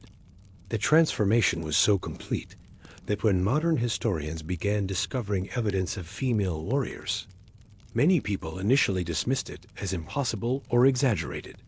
This transformation from warrior to symbol represents one of the most successful examples of social engineering in history. Within just a few generations, the Tokugawa government and the Confucian ideology it promoted managed to essentially erase a centuries-old tradition of female warriors from public memory. The women who had defended castles, fought in battles, and trained with weapons became invisible, their achievements forgotten or dismissed. The naginata they had wielded in combat became a decorative symbol in wedding ceremonies. The martial skills they had maintained across generations became quaint traditional exercises disconnected from any practical purpose. And this erasure was so thorough that when modern archaeology and DNA evidence revealed the truth, many people found it almost impossible to believe. You enter the hidden world of political power, where samurai women exercised influence that official records rarely acknowledged, but that shaped Japanese history in profound ways. While they couldn't hold formal political positions or command armies openly in most circumstances, women from powerful families found numerous ways to affect politics, forge alliances, and even trigger wars that would reshape Japan's political landscape. Marriage represented the most obvious and socially acceptable avenue for female political influence. During both the Sengoku and Edo periods, marriages between powerful samurai families functioned as political treaties, creating alliances that could determine the outcomes of wars and the survival of clans. The women who became brides in these strategic marriages weren't passive objects traded between families, but active participants who understood their political importance and often worked deliberately to strengthen the alliances their marriages created. These political marriages required sophisticated skills beyond anything covered in formal education. A woman marrying into a powerful family needed to navigate complex social dynamics, build relationships with her new family members, maintain connections with her birth family, and often serve as a communication channel between the two clans. She had to demonstrate loyalty to her new family while not completely abandoning ties to her old one, a delicate balance that required political instincts and diplomatic skill. The most successful women in these positions became invaluable assets to both families, strengthening alliances through their personal relationships and their political judgment. One of the most dramatic examples of female political influence comes from Hino Tomiko, who lived during the 15th century and whose actions helped trigger the Onin War that began the Sengoku period's chaos. Tomiko married Ashikaga Yoshimasa, who served as shogun during a period when the shogunate's power was already weakening. When Yoshimasa initially had no sons, he designated his younger brother as heir. But later, Tomiko gave birth to a son, and she refused to accept that her child would be passed over for succession. The resulting dispute over who should succeed Yoshimasa helped spark the Onin War in 1467, a conflict that lasted 11 years and destroyed much of Kyoto. This war marked the beginning of the century-long Sengoku period, making Tomiko arguably one of the most consequential women in Japanese history, even though she never held official political power or commanded armies personally. Tomiko's story reveals how women could wield enormous influence through their ringi, positions in powerful families, even without holding formal authority. She didn't command armies, but her refusal to accept a succession arrangement she considered unjust helped create conditions where military conflict became inevitable. Powerful men might have made the final decisions about going to war, but female family members often shaped the circumstances that made those decisions necessary or unavoidable. This indirect influence was no less real for being unofficial and unacknowledged informal political structures. The role of mothers in shaping future leaders gave samurai women another form of political influence that extended across generations. A woman who raised a son who would eventually become a powerful daimyo or shogun had years to instill values, attitudes, and perspectives that would later influence his political decisions. Historical examples show how some women used this maternal influence to advance particular policies, favor certain alliances, or promote specific approaches to governance. The education mothers provided wasn't just about teaching children to read and write, but about shaping how they understood power, loyalty, honor, and proper conduct lessons that would guide their decisions when they later held authority. Some samurai women exercised influence through their roles as advisors to their husbands or sons, though this typically happened privately rather than in formal council settings.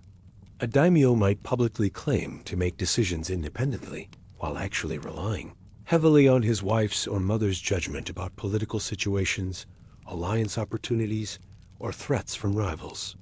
Historical documents occasionally reveal this dynamic when letters between family members discuss political matters in ways that show women actively participating in strategic planning, even though they held no official position in their clan's government. The management of information represented another avenue for female political influence. Women from powerful families often maintained extensive correspondence networks with other women in different clans and regions, sharing information about political developments, military movements, and opportunities for alliances. This female information network operated somewhat independently from the official male political structures, creating an alternative channel for intelligence gathering and communication that could prove valuable during political negotiations or military conflicts. A daimyo whose wife maintained good relationships with women from other powerful families had access to information that might not flow through normal diplomatic channels. Religious institutions provided yet another sphere where women could exercise political influence. Some samurai women became powerful figures in Buddhist monasteries and temples, positions that carried genuine political weight because religious institutions owned land, commanded resources, and influenced public opinion. A woman from a powerful family who took religious vows didn't necessarily abandon political involvement, but rather found a different platform for exercising influence. Some of these religious women served as mediators in political disputes, leveraging their status as supposedly neutral parties to facilitate negotiations that secular figures couldn't manage. The political influence of samurai women varied enormously depending on individual circumstances, family status, historical period, and personal capability. A woman from a minor provincial family had far less opportunity for political involvement than one born into a clan directly connected to the shogunate. A woman with exceptional intelligence and political instincts could create influence even with limited formal opportunities, while another woman from a powerful family might exercise little influence if she lacked interest or ability in political matters. These variations mean we can't make sweeping generalizations about female political power, but must instead recognize that individual women found different paths to influence depending on their specific situations. The transition from the Sengoku period to the Edo period affected female political influence in complex ways. On one hand, the Tokugawa shogunate's emphasis on Confucian ideology and fixed social roles created stronger restrictions on what women could openly do. On the other hand, the Edo period's relative stability meant that political influence increasingly came from managing relationships and information, rather than from military capability, potentially creating more opportunities for women to exercise their political judgment through channels that society considered acceptable. Some historians argue that samurai women actually gained political influence during the Edo period, despite, or perhaps because of the stronger restrictions on their public activities, though this remains debated. The political marriages that characterized both periods could create genuine dilemmas for the women involved. A woman married to strengthen an alliance between two clans faced difficult choices if those clans later became enemies. Which family deserved her primary loyalty? The one she was born into, or the one she married into? Different women resolved this question differently, depending on their personal relationships, their assessment of which side was more likely to prevail, their judgment about which course better served the greater good, or simply which family they felt more connected to emotionally. These dilemmas reveal the genuine political agency that these women possessed. They made consequential choices that affected outcomes, even if official structures didn't acknowledge their decision-making role. The historical erasure of female political influence during the Edo period created distorted understanding that lasted for centuries. Official histories focused on male political figures and their decisions, rarely mentioning the wives, mothers, and daughters who influenced those decisions through advice, information, or simply through their presence and relationships. Modern historians reconstructing the political dynamics of medieval and early modern Japan have had to read between the lines of official documents, examining private letters, analyzing marriage patterns, and considering indirect evidence to understand how female political influence actually operated.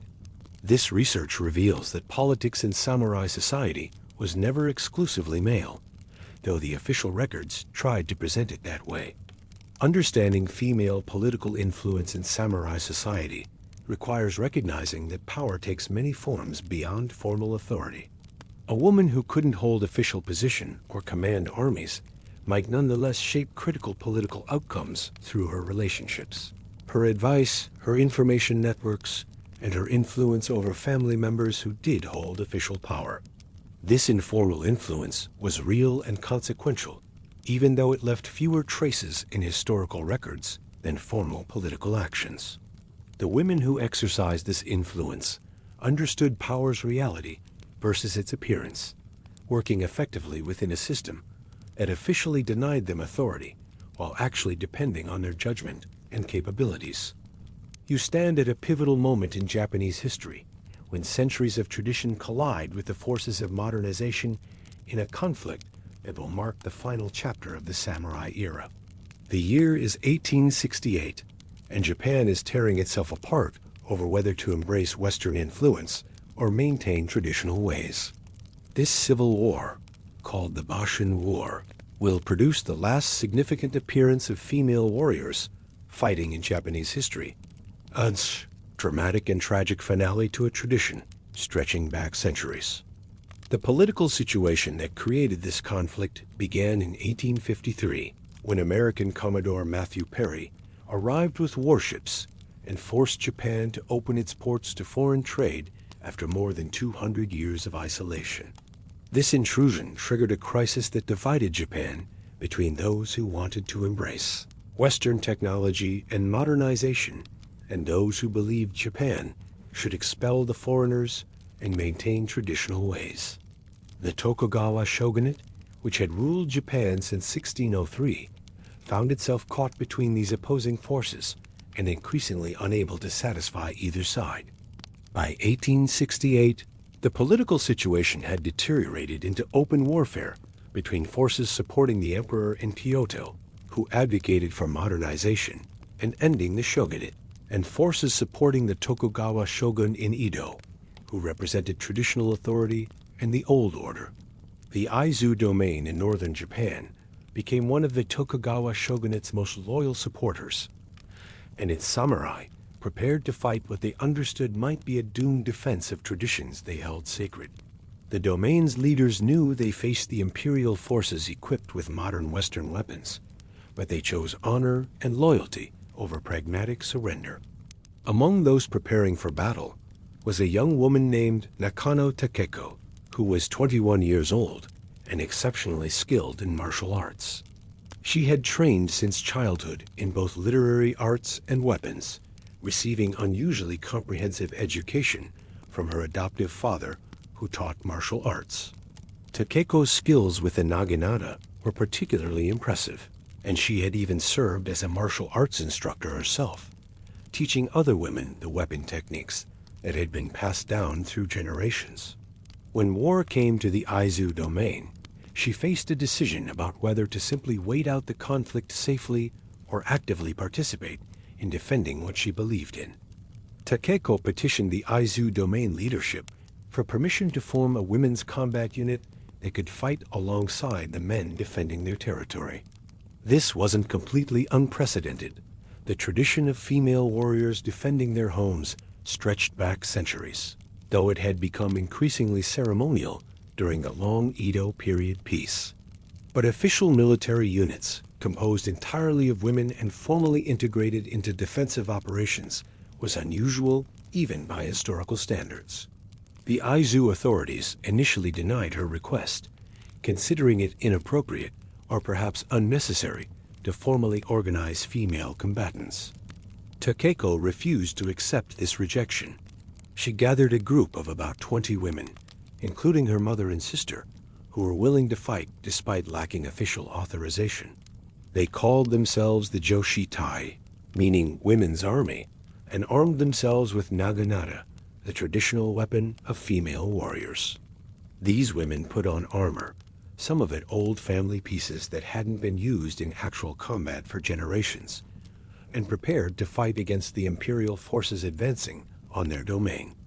Their decision to fight without official authorization showed both courage and determination to participate in defending their homeland, regardless of whether authorities approved.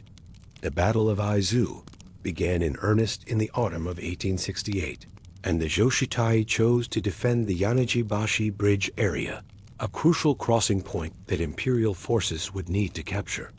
The contrast between the two sides could hardly have been more stark. The imperial forces carried modern rifles and artillery purchased from Western arms dealers, weapons that represented the cutting edge of military technology. They wore Western-style uniforms and had trained in Western military tactics. Opposing them, the Joshitai wore traditional armor designed centuries earlier and wielded naginata, weapons that hadn't changed significantly since medieval times. This clash between traditional and modern warfare would produce tragic but dramatic results. When the battle began, the Joshitai fought with remarkable courage and determination. Historical accounts, including those from imperial soldiers who fought against them, describe how these women engaged enemy forces despite being vastly outgunned. They used their naginata as effectively as the weapons allowed, targeting enemy soldiers who came within range and defending their positions with the skills they had practiced for years. For a brief time, they held their position against numerically superior forces, equipped with superior weapons, showing that training, courage, and determination could at least temporarily compensate for technological disadvantage. Nakano Takeko personally fought in the thick of combat, and multiple accounts describe her actions during the battle. She reportedly killed 5 or 6 enemy soldiers before disaster struck. A bullet fired from one of the modern rifles the Imperial forces carried struck her in the chest, a fatal wound that no amount of skill or courage could overcome. The bullet penetrated her chest, and she fell wounded mortally. In her final moments, knowing she was dying, Takeko made a request to her sister Yuko that revealed her samurai values and concern for honor, even in death. She asked her sister to cut off her head and bury it so that enemy forces couldn't take it as a trophy, a traditional samurai concern about maintaining dignity even in defeat. Yuko fulfilled her sister's dying request, decapitating Takeko and carrying her head away from the battlefield to bury it safely. She chose a spot beneath a pine tree at Hokkaiji Temple, where she buried her sister's head and marked the grave carefully so it could be honored later. This act of devotion, under the most difficult possible circumstances, performing this task while battle raged nearby and her own life remained in danger, showed the same courage and determination that had characterized her sister's life. The grave beneath the pine tree would later become a memorial that people still visit today, honoring Takeko's memory and her role as perhaps the last significant female warrior in Japanese history. The other members of the Joshitai also fought with similar courage, though historical records provide less detail about their individual actions. Some were killed in combat, like Takeko. Others survived the battle, but faced the bitter reality of total defeat as Imperial forces captured the AIZU domain. The battle marked not just a military defeat, but the end of an entire way of life they had been raised to value and defend. The modernizing forces that won the Boshin War would shortly abolish the samurai class entirely, ending centuries of tradition and transforming Japan into a modern nation-state that had no place for warriors fighting with medieval weapons. The battle also saw the tragic mass suicide of a group of young women from samurai families who chose death over potential capture. About 20 women, some as young as 16, gathered together and killed themselves to avoid the dishonor they believed capture would bring. This tragic action reflected the extreme emphasis on honor in samurai culture, where death was considered preferable to dishonor, shame, or capture. Modern people might find this value system difficult to understand, but these women had been raised since childhood to believe that honor mattered more than life itself. Their deaths added to the overall tragedy of the battle's outcome. Another female warrior who fought during the Boshin War was Nijima Ye. Though her story differed significantly from Takeko's, Ye defended Tsuruga Castle during the siege of AIZU, fighting not with a naginata, but with a Spencer repeating rifle, one of the modern weapons that represented the future of warfare. Her choice of weapon shows how some samurai women adapted to changing military technology, rather than clinging exclusively to traditional weapons. She survived the siege and later became a prominent figure in the Meiji era that followed, working in education and social causes while carrying the memory of her experiences as a warrior during the war. The Battle of AIZU and the broader Boshin War marked the definitive end of the samurai era, and with it the tradition of female warriors that had existed for centuries. The victorious imperial forces established the Meiji government, which rapidly modernized Japan and abolished the samurai class entirely in 1876. New government created a Western-style military with conscription from all social classes, ending the samurai's monopoly on warrior status. In this new order, women had no place in military structures, and the tradition of female martial training became increasingly rare, maintained only in specialized martial arts schools that treated it as cultural heritage rather than practical combat preparation. The legacy of Nakano Takeko and the Joshitai took decades to gain proper recognition. During the early Meiji period and beyond, authorities preferred to emphasize the modernization and progress they brought rather than celebrating those who had fought against them, even heroically. But gradually, as the revolutionary changes of the Meiji era faded into history, people began to appreciate Takeko's courage and the dramatic symbolism of her last stand. The site where her head was buried became an official memorial, and the story of the Joshitai entered the cultural memory as a poignant example of loyalty, courage, and the tragic cost of defending traditions against overwhelming historical forces demanding change. The battle represents more than just the end of female warriors in Japan. It symbolizes the collision between two worldviews about how societies should organize themselves, what values should guide them, and what kind of future they should pursue. The women who fought at AIZU believed in honor, tradition, loyalty, and maintaining the social order they had been raised to value. The forces that defeated them believed in modernization, progress, centralization, and adapting to a changing world. Both sides held their beliefs sincerely and fought courageously for what they valued. The fact that one side won doesn't necessarily mean they were right in any absolute sense, only that historical circumstances favored modernization over tradition at that particular moment. For modern people learning this history, the Battle of AIZU serves as a reminder that courage, honor, and determination don't guarantee victory. Takeko and the Joshitai fought as bravely as any warriors in history, but courage alone couldn't overcome the technological and numerical advantages their enemies possessed. Their story is tragic precisely because they gave everything they had and still lost. because they upheld values they considered sacred, while knowing they were probably doomed. Because they chose honor over survival, when survival might have been the wiser choice. This makes them no less admirable, but perhaps more human, showing that real heroes face doubt, fear, and the knowledge of probable defeat, while still choosing to act according to their principles.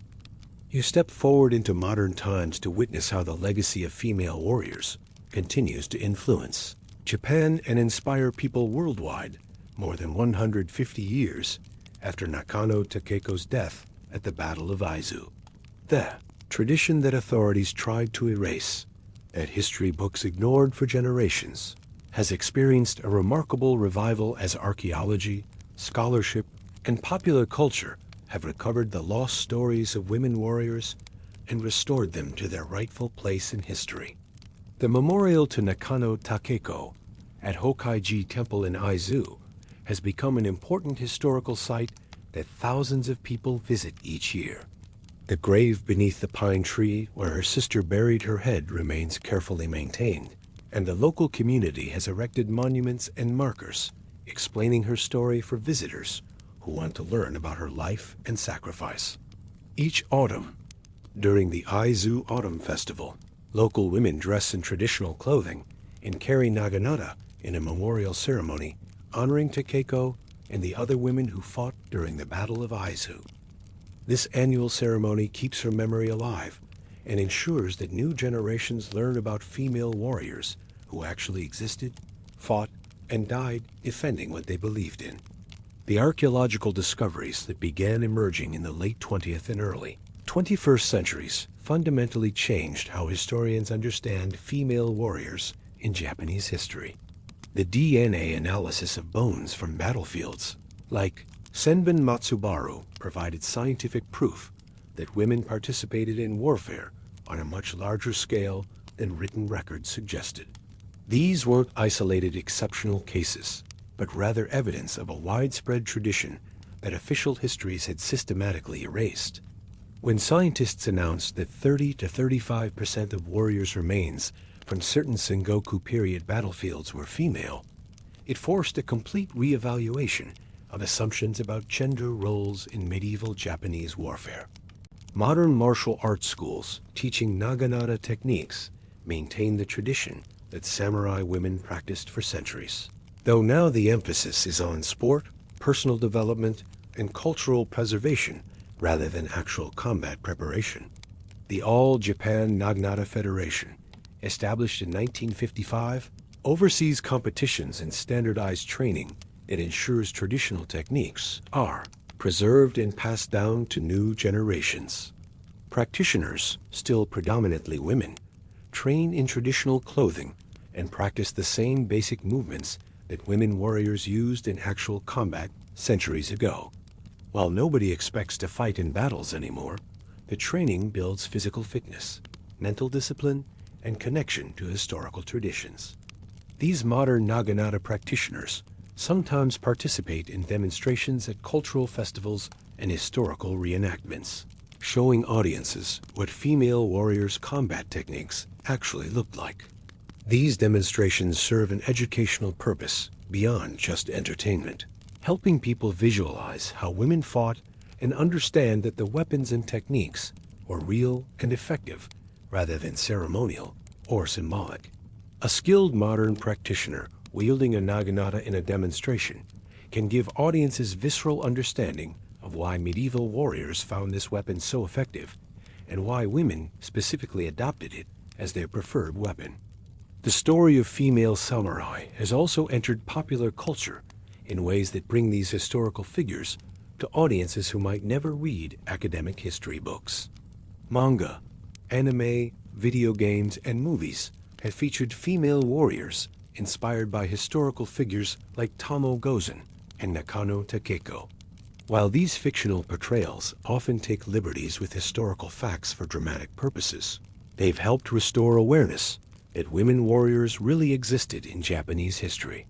Young people who encounter these characters in entertainment media often become curious about the real history behind them, leading them to discover the actual historical figures who inspired the fictional versions. International interest in Japanese female warriors has grown significantly as this history becomes better known worldwide.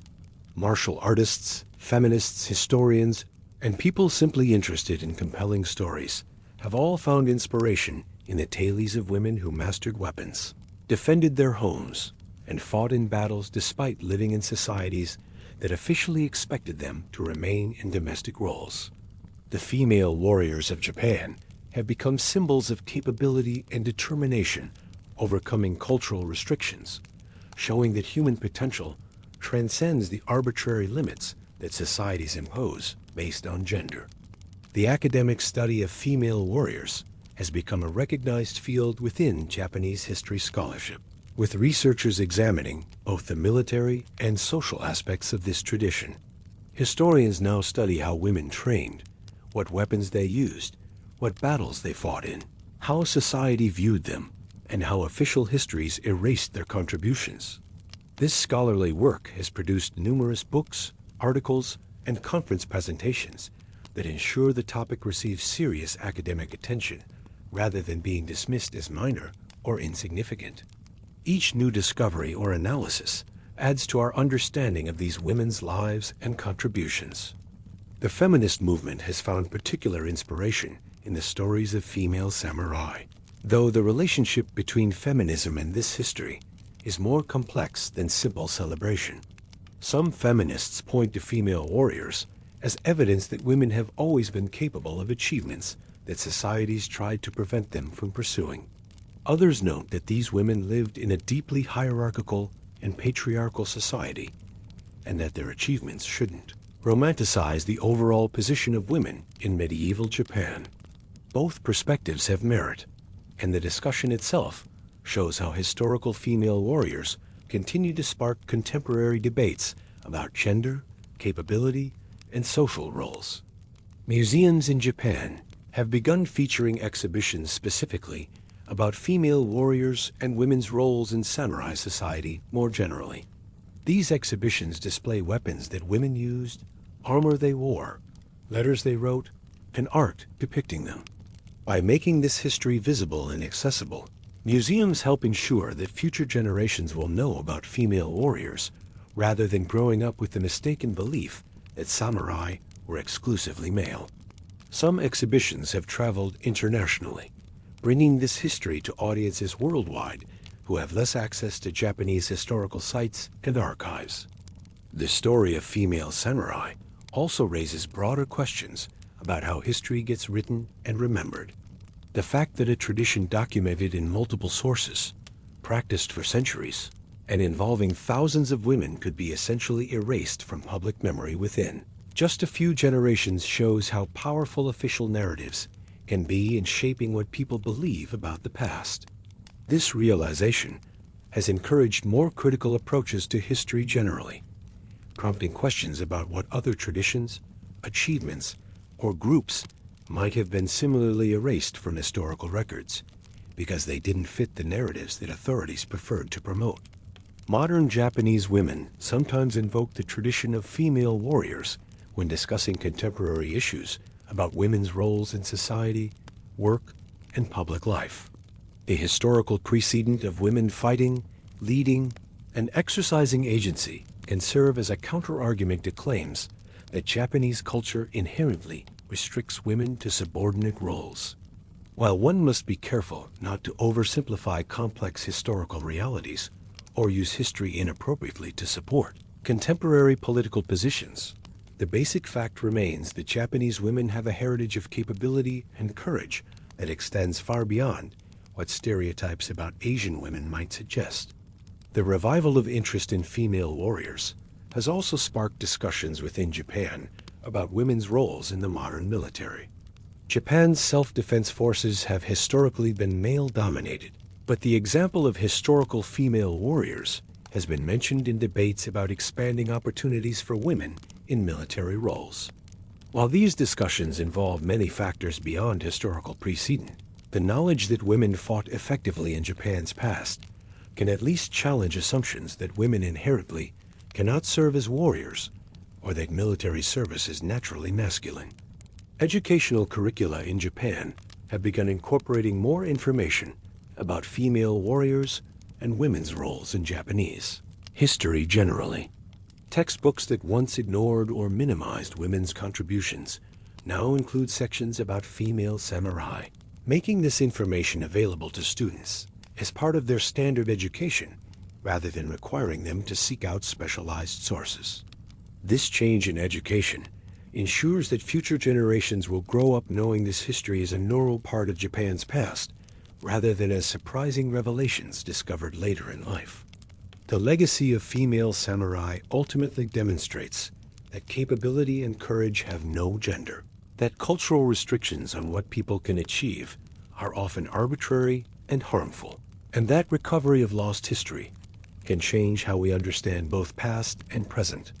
The women who trained with weapons, defended their homes, and fought in battles weren't superhuman or exceptional in their basic capabilities. They were ordinary people who received training and opportunities that allowed them to develop their potential. Their achievements become less surprising once you accept the simple truth that women and men share fundamentally similar capabilities for learning, courage, and action when circumstances allow both to develop their abilities. As you step back from this journey through history, you understand that the story of female samurai matters not just as interesting historical trivia, but as evidence about human nature and social possibility.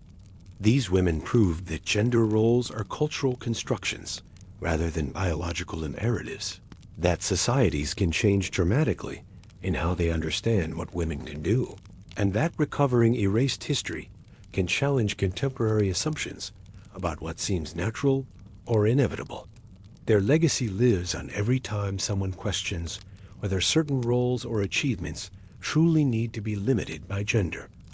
Every time someone challenges the idea that traditional cultures necessarily restrict women's capabilities, and every time someone refuses to accept conventional wisdom without examining the historical evidence. The bones found at battlefields speak clearly across the centuries. The DNA evidence cannot be dismissed or argued with. The archaeological finds, the surviving documents, the weapons passed down through families, and the traditions maintained in martial arts schools all testify to the same truth. Women warriors were real, they were numerous, they were effective, and their stories deserve to be known and honored. The generations that tried to erase them from history have failed. The women warriors of Japan have emerged from the shadows, and their legacy now illuminates both past and present, reminding us that human potential always exceeds the limits that societies try to impose. The night deepens around you as this journey through history comes to an end. You've traveled from a museum laboratory in Tokyo, where scientists discovered unexpected truths, back through centuries to a time when women trained with weapons and defended their homes as naturally as they practiced calligraphy and tea ceremony. You've met legendary warriors whose names survived against all odds, witnessed the transformation from war to peace that changed everything, and followed the legacy of female warriors into modern times where their stories finally received the recognition they always deserved. The women you've encountered tonight weren't characters in fictional stories, but real people who lived, trained, fought, and died in a world very different from ours, yet connected to it through the unbroken thread of human experience. They faced challenges and made choices that required courage, skill, and determination. They balanced multiple demanding roles, mastered contradictory expectations, and proved their worth in the most difficult circumstances imaginable. As you drift toward sleep, remember that their legacy extends beyond historical interest. These women challenge assumptions about what people can achieve when given opportunity and training. They remind us that capabilities we might consider naturally masculine or feminine are often just matters of practice and social permission rather than inherent biological limits. They show that recovering erased history can change how we understand both past and present. Let their stories accompany you into dreams, these forgotten warriors who are forgotten no more. Rest well, knowing that somewhere in the darkness of history, countless other untold stories wait to be discovered, and that every truth recovered makes our understanding of human possibility a little more complete. Sleep peacefully, and may you wake inspired by their courage, strengthened by their determination, and reminded that limitations are often nothing more than lies we've been told too many times. Good night.